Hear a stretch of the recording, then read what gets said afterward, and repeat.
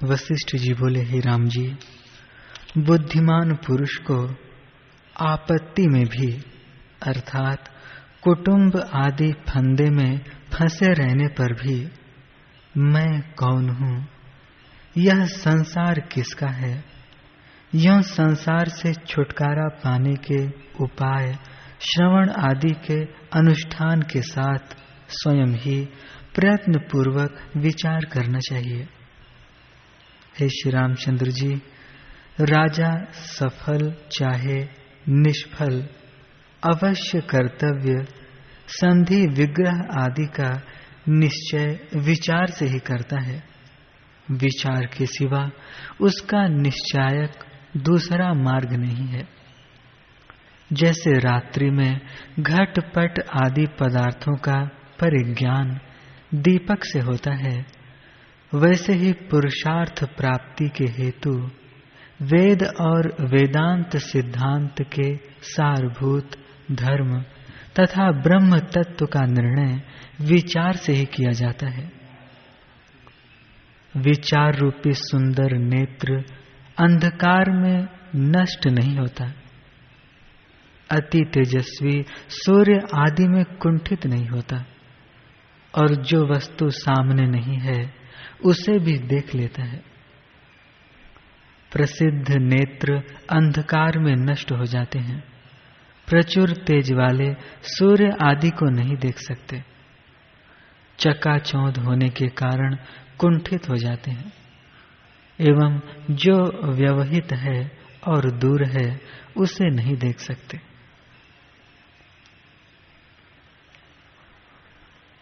जो पुरुष विवेकांध है वह जन्मांध है, उस दुर्मति के लिए सब शोक करते हैं। जिस पुरुष को विवेक आत्मा की नाई प्रिय है वह दिव्य चक्षु है, वह संपूर्ण वस्तुओं में श्रेष्ठ है, वह आपत्तियों पर विजय पाता है, परम पुरुषार्थ मोक्ष को प्राप्त करता है। सदा परमात्मा में संलग्न महान आनंद की एकमात्र साधन आदरणीय विचारधारा का एक क्षण के लिए भी परित्याग नहीं करना चाहिए। जैसे परिपाक होने के कारण अत्यंत माधुर्य से युक्त आम का फल महापुरुषों को भी अच्छा लगता है, वैसे ही विचार से रमणीय पुरुष तत्वज्ञों को भी अच्छा लगता है। जिज्ञासुओं की तो बात ही क्या है। विचार से जिनकी मति अति निर्मल है और विचार से ही जिन्हें ज्ञान मार्ग में गमन ज्ञात है, वे अनेक दुखमय गर्तों में जन्म मरण परंपरा में बार बार नहीं गिरते।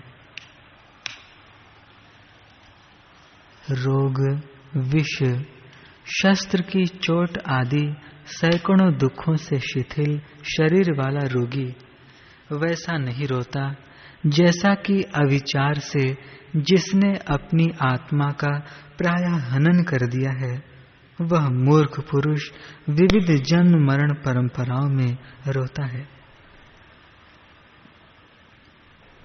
हे श्री राम जी, कीचड़ में मेढक बनना अच्छा है, विष्ठा का कीड़ा बनना अच्छा है, और अंधेरी गुफा में सांप होना अच्छा है, पर मनुष्य का अविचारी होना अच्छा नहीं है।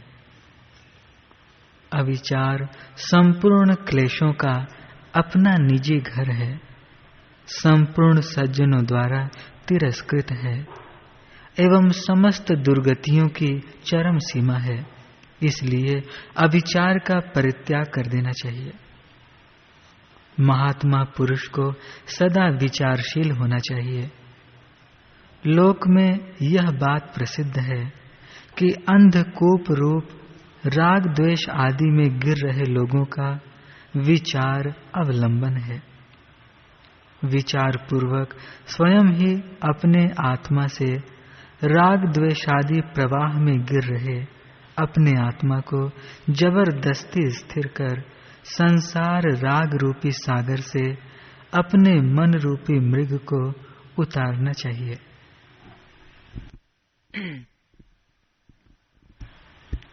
मैं कौन हूँ और यह संसार नामक दोष मुझे कैसे प्राप्त हुआ? श्रुति, मुनि, आचार्य तथा सांप्रदायिक पुरुषों द्वारा प्रदर्शित न्याय से इस प्रकार परामर्श विचार कहलाता है। ब्रह्मा ने पत्थर का और अविचारशील दुर्बुद्धि का हृदय दुख के लिए ही बनाया है। हे श्री रामचंद्र जी, इस व्यवहार भूमि में सत्य के ग्रहण और असत्य के त्याग को देख रहे विद्वानों को विचार के बिना उत्तम तत्व कुछ भी प्रतीत नहीं होता। विचार से तत्व का ज्ञान होता है, तत्व ज्ञान से मन की निश्चलता होती है और विश्रांति से मन में जो शांति प्राप्त होती है वही संपूर्ण दुखों का विनाश है। श्री राम जी, अतः पृथ्वी में सभी लोग स्फुट विचार दृष्टि से ही वैदिक और लौकिक कर्मों में सफलता प्राप्त करते हैं। आत्म तत्व की आगे कही जाने वाली सप्तम भूमिका रूप उत्तम प्रकटता भी विचार से ही प्राप्त करते हैं। इसलिए शम दम आदि साधन संपत्ति से युक्त आपको उक्त विचारशीलता रुचिकर हो। श्री वशिष्ठ जी ने कहा, हे शत्रुतापन श्री राम जी, संतोष परम श्रेय कहा जाता है और संतोष स्वर्ग सुख भी कहा जाता है, क्योंकि संतोष युक्त पुरुष असीम विश्रांति सुख को प्राप्त होता है। उसका विक्षेप दुख सर्वथा निवृत्त हो जाता है।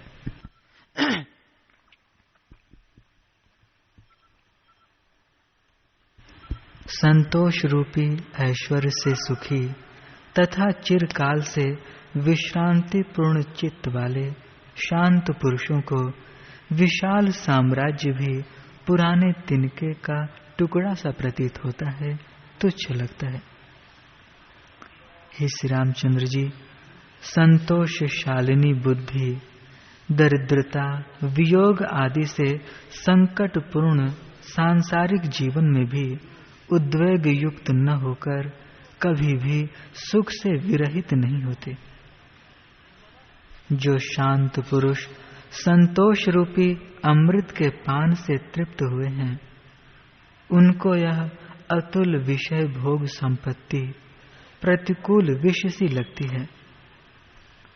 प्रचुर आनंददायक आस्वाद से युक्त तथा आशा दीनता आदि दोषों का विनाशक संतोष जैसा सुख देता है, वैसा सुख ये अमृत रस की लहरें नहीं देती।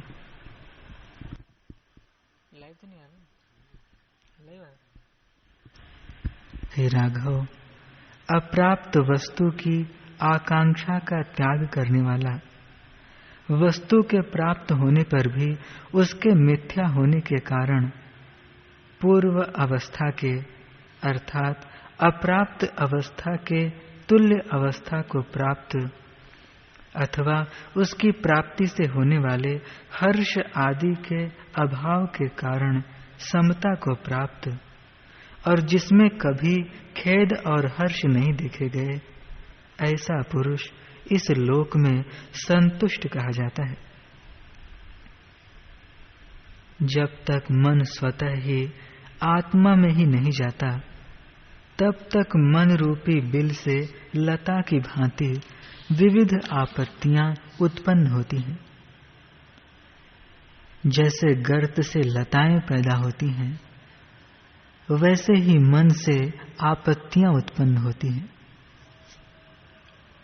जैसे जल में स्थित कमल सूर्य की किरणों से अत्यंत विकास को प्राप्त होता है, वैसे ही संतोष से शीतल चित्त शुद्ध विज्ञान दृष्टि से अत्यंत विकास को प्राप्त होता है। जैसे म्लान दर्पण में मुख प्रतिबिंबित नहीं होता, वैसे ही आशा की परवशता से व्याकुल तथा संतोष शून्य चित्त में ज्ञान प्रतिबिंबित नहीं होता। जिस मनुष्य रूपी कमल के विकास के लिए पूर्वोक्त संतोष रूपी सूर्य नित्य उदित है, वह मनुष्य रूपी कमल अज्ञान रूपी घनांधकार युक्त रात्रि से संकोच को प्राप्त नहीं होता। जिसका आदि और व्याधि से विमुक्त मन संतुष्ट है, वह प्राणी दरिद्र होता हुआ भी साम्राज्य सुख का भोग करता है। जो पुरुष अप्राप्त विषय की अभिलाषा नहीं करता, क्रमशः प्राप्त सुख और दुख का भोग करता है, जगत को आनंद देने वाला सदाचार से युक्त वह पुरुष संतुष्ट कहा जाता है। संतोष से अत्यंत तृप्त पूर्ण चित्त वाले और क्षीर सागर के समान शुद्ध महापुरुष के मुख पर लक्ष्मी सदा विराजमान रहती है। अपनी आत्मा में आत्मा से ही निरतिशय आनंद रूप पूर्णता का अवलंबन कर पौरुष प्रयत्न से संपूर्ण विषयों की तृष्णा का त्याग कर देना चाहिए। क्रोध और संताप के हेतु के न रहने के कारण शांत और शीतल बुद्धि से चंद्रमा के समान संतोष रूप अमृत से पूर्ण मनुष्य का मन सदा स्वयं स्थिरता को प्राप्त होता है। बड़ी बड़ी संपत्तियां संतोष से जिनका मन परिपुष्ट है, ऐसे पुरुष के पास स्वयं प्राप्त होती हैं, यानी उसकी सेविकाएं बन जाती हैं। जैसे वर्षा ऋतु में धूलि कण स्वयं शीघ्र शांत हो जाते हैं, वैसे ही अपनी आत्मा से आत्मा में संतुष्ट स्वस्थ पुरुष में संपूर्ण मानसिक व्यथाएं शांत हो जाती हैं। हे श्री राम जी, पुरुष नित्य शीतल और कलंक से शून्य शुद्ध वृत्ति रूपी पूर्णता से चंद्रमा के समान शोभित होता है। जैसे पुरुष समता से सुंदर पुरुष के मुख को देखकर संतोष को प्राप्त होता है, वैसे धन के संचय से संतोष को प्राप्त नहीं होता। हे रघुनंदन, जो पुरुष श्रेष्ठ इस लोक में गुणशाली पुरुषों द्वारा प्रशंसित समता से अलंकृत है, उसको आकाशचारी देवता और महामुनि भी बड़े भक्ति भाव से प्रणाम करते हैं।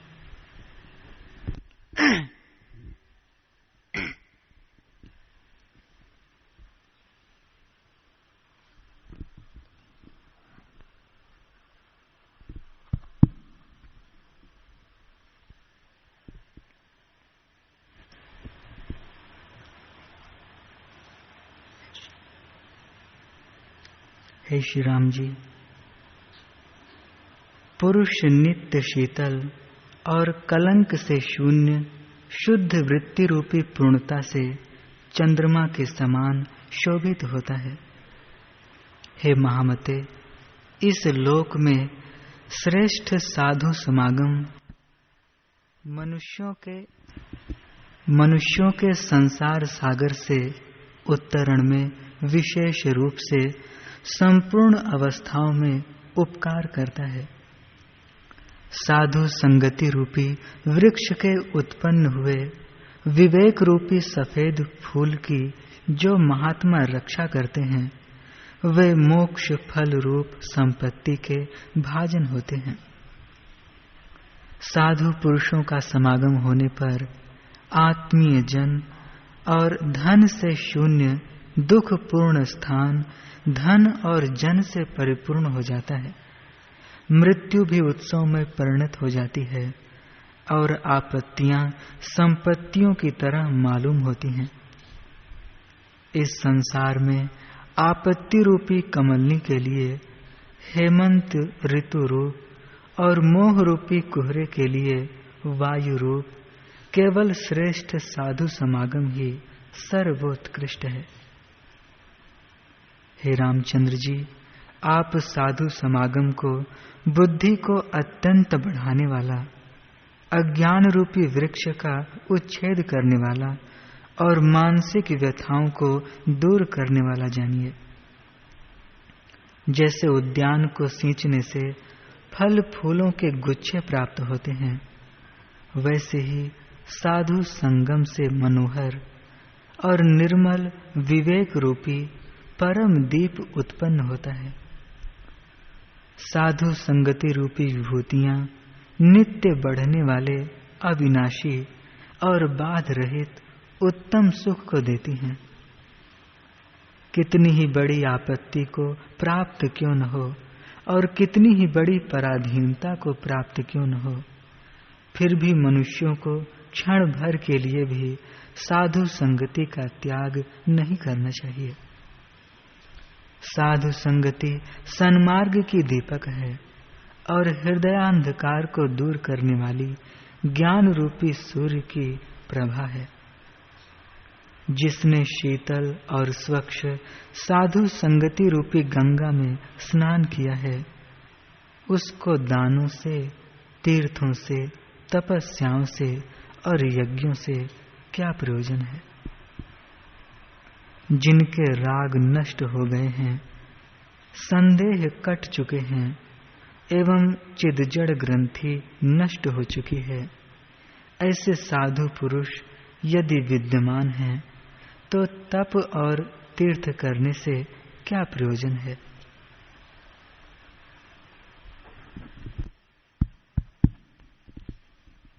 जैसे दरिद्र पुरुष मणियों को बड़े प्रेम से देखते हैं, वैसे ही जिनका चित्त विश्रांति सुख से परिपूर्ण है, ऐसे धन्य साधु पुरुषों के बड़े प्रयत्न से दर्शन करने चाहिए।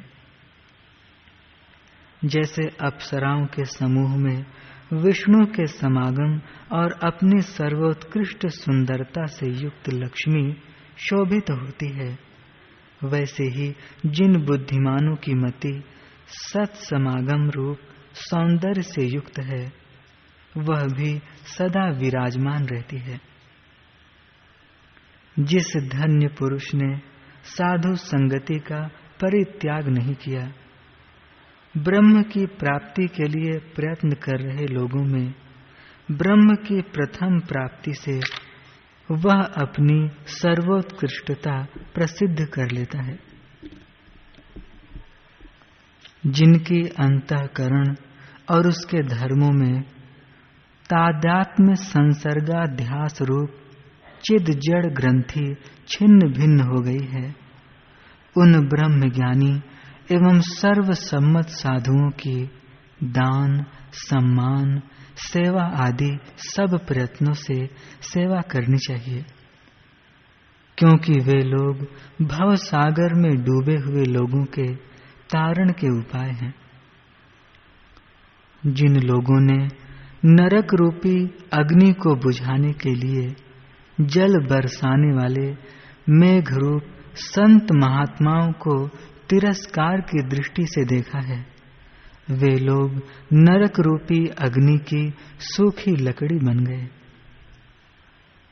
सज्जन संगति रूपी औषधियों से दरिद्रता, मृत्यु, दुख आदि विषयक सन्निपात समूल नष्ट हो जाता है। संतोष, सत्संगति, विचार और शांति, ये ही चार संसार सागर में मग्न हुए लोगों के तरने के उपाय हैं। संतोष संपूर्ण लाभों में सर्वश्रेष्ठ लाभ है। सत्संगति परम गति है, विचार परम ज्ञान है और शम परम सुख है।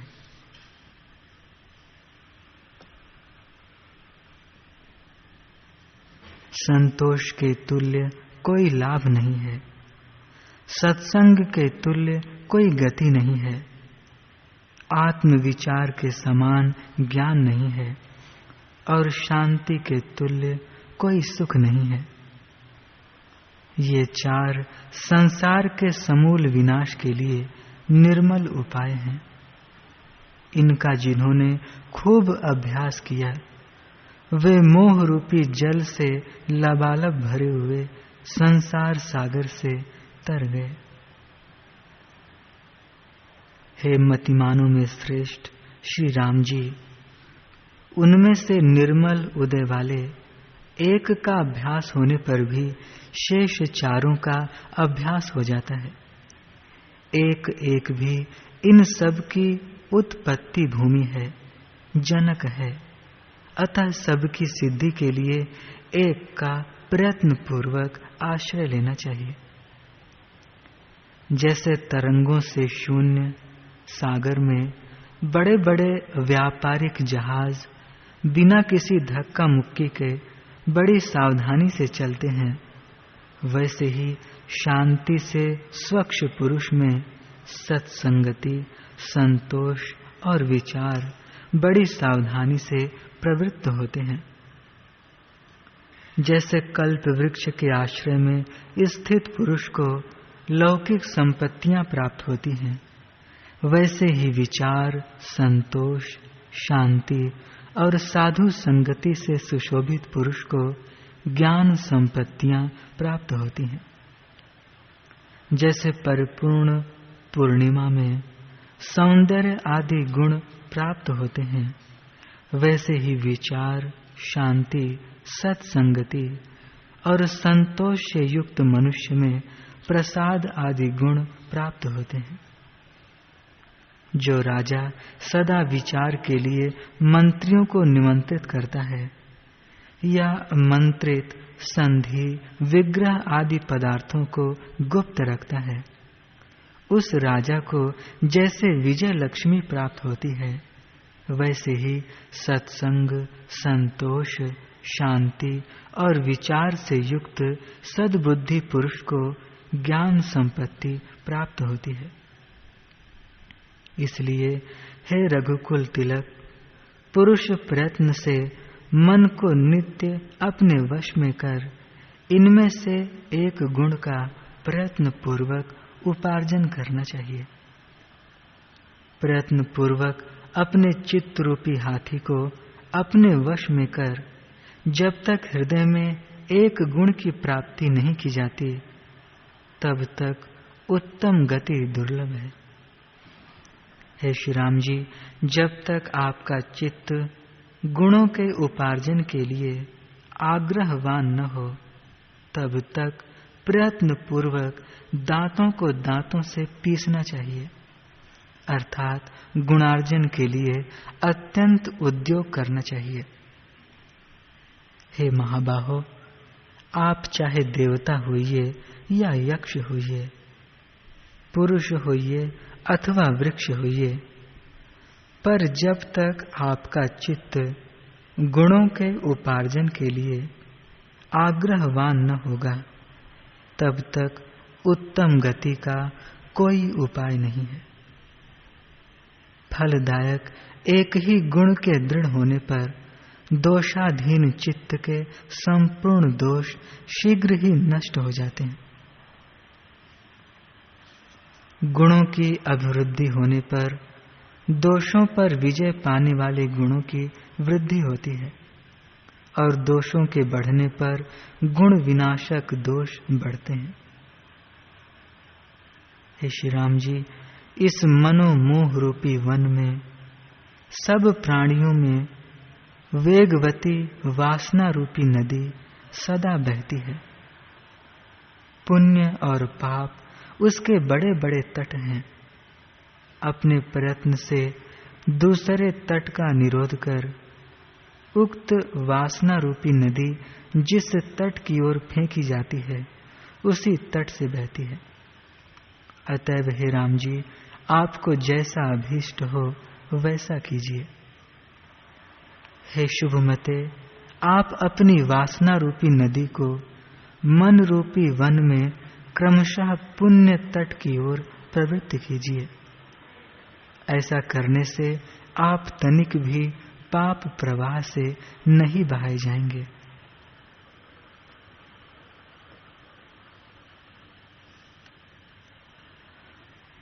हरि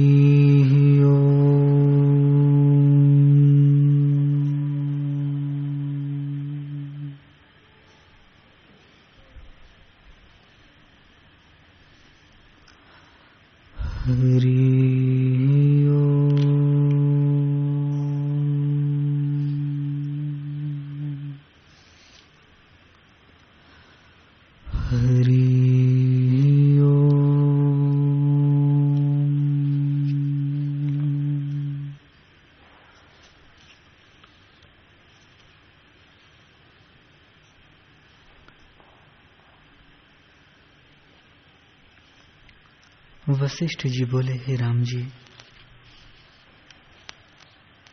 जैसे सूर्य के उदय होने पर अंधकार नष्ट हो जाता है, वैसे ही आत्मपद के प्राप्त होने पर सब दुख नष्ट हो जाते हैं। उस पद के प्राप्त होने का उपाय यह है कि सत शास्त्रों से जो विशेषण सुने हों उसको समझकर बारंबार अभ्यास करें, दृश्य से उपरत हो और उनको मिथ्या जानकर विरक्त बने। इसी से आत्मपद की प्राप्ति होती है।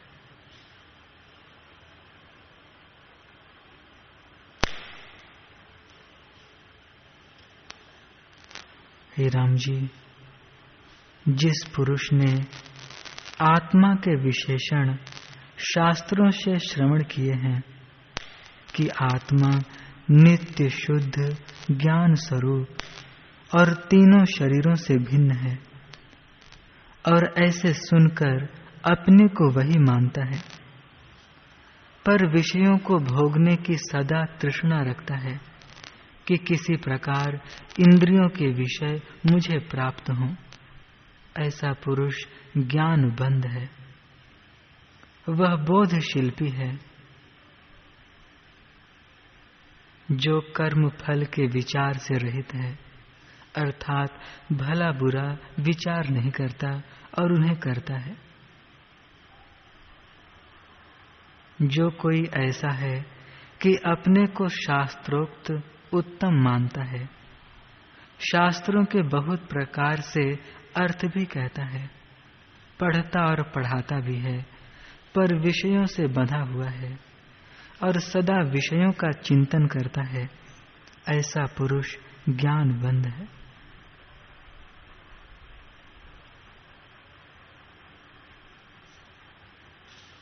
जिस पुरुष ने सिद्धि और ऐश्वर्य पाया है और उससे अपने को बड़ा जानता है, पर आत्मज्ञान से रहित है, वह ज्ञानबंध कहलाता है। हे राम जी, निधिध्यासन से ज्ञान की प्राप्ति होती है और उससे शांति का प्रकाश होता है। जब तक शांति नहीं प्राप्त होती, तब तक अपने को बड़ा ज्ञानी न माने। हे राम जी, मनुष्य ज्ञान से बड़ा होता है। जब तक ज्ञान न उपजे, तब तक आत्मपरायण हो, अभ्यास और यत्न करो। जब आत्मपरायण होगे, तब सब दुख मिट जाएंगे।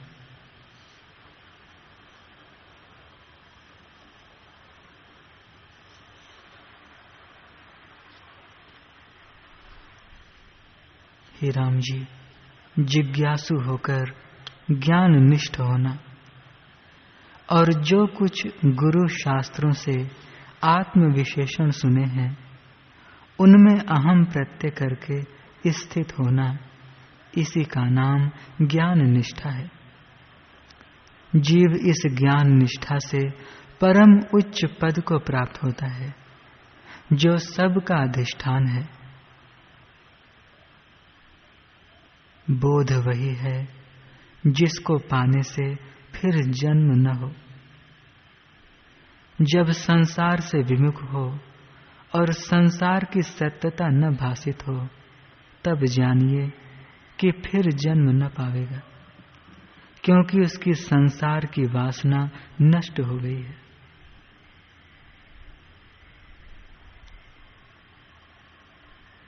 हे राम जी, जिससे ज्ञानी की वासना नष्ट हो जाती है वह भी सुनो। वह इस संसार का कारण नहीं देखता। जो पदार्थ कारण से उत्पन्न नहीं हुआ वह सत्य नहीं होता। इससे संसार मिथ्या है। जैसे रस्सी में सर्प भासित होता है तो उसका कारण कोई नहीं, वह भ्रम से सिद्ध हुआ है, वैसे ही यह विश्व कारण के बिना दिखता है, इससे मिथ्या है। जो मिथ्या है तो उसकी वासना कैसे हो?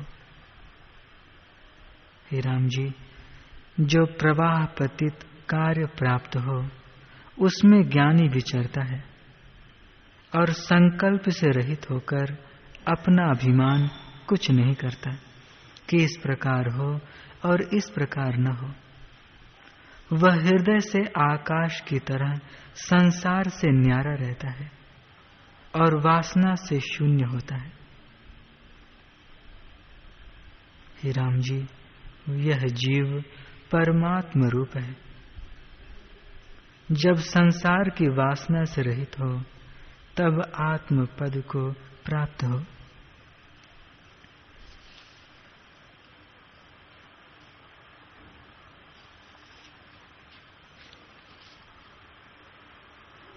हे राम जी, जो पुरुष इंद्रियों के विषयों का चिंतन करता रहता है वह बंधा हुआ है, क्योंकि अभिलाषा ही दुखदायक है। यद्यपि वह राजा हो पर उसके हृदय में अभिलाषा है, इससे उसे दरिद्र जानो। जिस पुरुष का भोजन छाजन शयन कष्ट से हो, भोजन भिक्षा मांगकर अथवा किसी और यत्न से होता हो, वस्त्र भी साधारण सा पहनता हो और शयन करने का स्थान भी जैसा तैसा हो, पर ज्ञान से यदि संपन्न है तो उसको चक्रवर्ती जानो।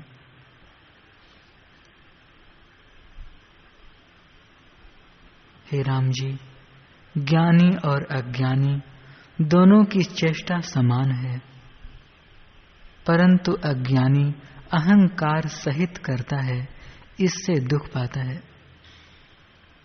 इससे हे राम जी, तुम अहंकार का त्याग करो और अपना स्वरूप जो चैत्य से रहित चैतन्य है उसमें स्थित हो रहो, जिससे तुम्हारे सब संशय मिट जावे।